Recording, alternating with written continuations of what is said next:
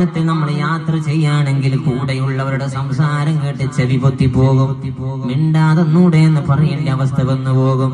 മുഴുവനും ചർച്ച നാട്ടിലെ ആരൊക്കെയോ കുറിച്ചാണ്, പള്ളിക്കമ്മറ്റിക്കാരനെ കുറിച്ചാണ്, അല്ലെങ്കിൽ ആ ചെറുപ്പക്കാരനെ കുറിച്ചാണ്. ഒരാളെ കുറിച്ചല്ലാത്ത സംസാരം നാവിൽ നിന്ന് വരുന്നില്ല. അപകടമാണ് മുഅ്മിനെ, അപകടമാണ്.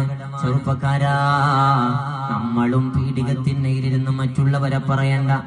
അയാള് വലിയൊരാള്, നിസ്കാരക്കാരൻ, മൂപ്പര് വലിയൊരു കമ്മിറ്റിക്കാരൻ, ഓരോ വലിയൊരു സെക്രട്ടറി വന്നിട്ടുണ്ട്.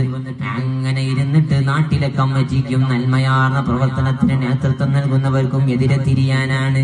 ഇങ്ങനെ ഒരു കൂട്ടായ്മ നമുക്ക് വേണ്ട.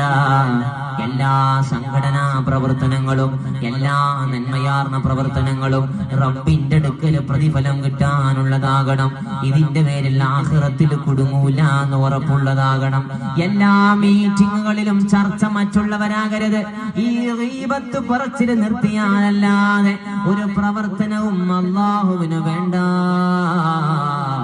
ഇന്നെല്ലാം സ്ഥാനത്തിന് വേണ്ടിയുള്ള കളിയായി പോയല്ലോ. എന്നെന്തേ പ്രസിഡന്റ് ആക്കാതിരുന്നത്? ഞാനല്ലേ ഇവിടുത്തെ കാരണോര്? എത്ര ആൾക്കാർ ഞാൻ കാശ് കൊടുത്ത് പറഞ്ഞത്, പക്ഷേ എന്നെ ഇല്ലാതാക്കിയല്ലോ. എന്തിനാ വാപ്പാ ചിന്തിക്കുന്നത്? എന്തിനാ ഞാൻ തന്നെ പ്രസിഡന്റ് ആകണം, സെക്രട്ടറി ആകണമെന്ന് കൊതിക്കുന്നത്?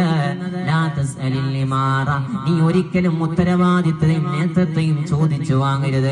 അങ്ങനെ ചോദിച്ചു വാങ്ങിയാൽ നിന്റെ മേൽ അല്ലാഹ് ഏൽപ്പിക്കും, എല്ലാം നീ അങ്ങ് ചെയ്തോ എന്ന് പറയും.